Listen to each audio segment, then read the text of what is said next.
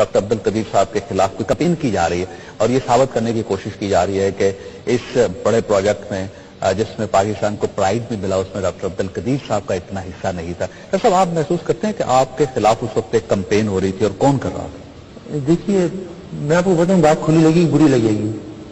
میں مہاجر تھا, میں نہ ایتھیسین تھا, نہ میں راوین تھا, نہ میں جاٹ تھا, نہ یہ تھا نہ وہ تھا. تو لوگوں نے مجھے کبھی اس طریقے سے قبول نہیں کیا. صرف قبول اس لیے کیا جو محبت ہے لوگوں کی, میں نے یہ کام کیا. آج تک پاکستان میں کوئی ایسا شخص نہیں ہے جس کو یہ شک ہو کہ یہ کام میں نے نہیں کیا, وہ فارنرز ہوں یا لوکل ہوں. اور سب کو پتا ہے, حکومت کو بھی پتا ہے کہ اگر میں انریچمنٹ نہیں کرتا اور ویپن نہیں بناتا تو یہ کوئی بھی قیامت تک بھی نہیں بنا سکتے تھے. ابھی تک یہ وہی بیل گاڑی چلا رہے ہوتے, کشمیر ہاتھ سے چلا گیا تو شاید لاہور بھی چلا گیا ہوتا. تو یہ سب جو باتیں ہیں مجھے پرواہ نہیں, مجھے صرف یہی ہے کہ شاید یہ اس وجہ سے ہوا کہ میں سن آف دا سائل نہیں تھا, میری ان سے قربت نہیں تھی, میں منہ پھٹ آدمی ہوں, میں نے خوشامد کر کے یہ کوئی پوزیشن حاصل نہیں کی تھی. میں نے تو جب دیکھا میں باہر کا بہت اچھی پوزیشن پہ تھا, اعلیٰ میرا مستقبل تھا, جب ملک کو ضرورت پیش آئی اور میں یہ کام کر سکتا تھا, میں نے خود غرضی کا اظہار نہیں کیا.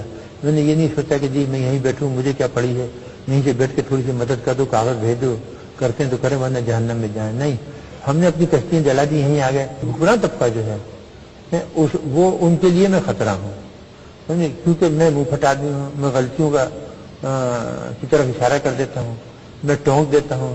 کیونکہ میں یہاں نوکری ڈھونڈنے نہیں آیا تھا, میں خوشامد کرنے نہیں آیا تھا کہ مجھے کسی قسم کا عہدہ مل جائے یا میں کہیں اوپر چڑھ جاؤں یا مجھے زمین مل جائے. کیونکہ میں نے اسی لیے اس پورے عرصے میں 25 سال کے عرصے میں 1 گز زمین نہیں لی, 1 روپیہ نہیں لیا. اور جب میں ریٹائر ہوا 25 سال کی سروس کے بعد تو میری پینشن تھی 4,467 روپئے. آج کتنی ہے؟ 25 سال کے بعد اس وقت 25,000 ہے. پھر وہ بڑھتی جا رہی ہے نا انفلیشن سے, تو وہ انکریمنٹ ملتے. تو آج آپ کو محسوس نہیں ہوتا کہ اگر آپ کرپشن کر لیتے, تھوڑی سی کیا کریں, تھوڑی سی کرپشن کر لیتے آپ, ہمارے خاندان میں کبھی نہیں ہوا. میرے والد ہیڈ ماسٹر تھے اور والدہ بہت مذہبی تھی, والد بھی. ہم کبھی تصور میں, ہم بھی تصور کرنا بھی کہ ایک پائی کھاؤ تو اس طرح ہے جیسے کہ اپنی مری ماں کا گوشت کھاؤ. میں یہی کہتا ہوں.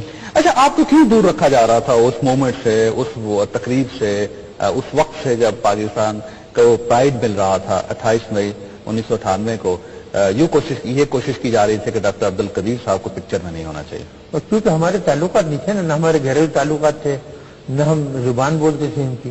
ہم تو جو جب سے آئے ہیں وہی اردو بول رہے ہیں جو جس طرح بولتے ہیں. تو اس کے علاوہ اور کیا ریزن ہو سکتا ہے؟ میں نے جو دے سکتا تھا ملک کو دیا نا, کسی اور نے تو نہیں دیا.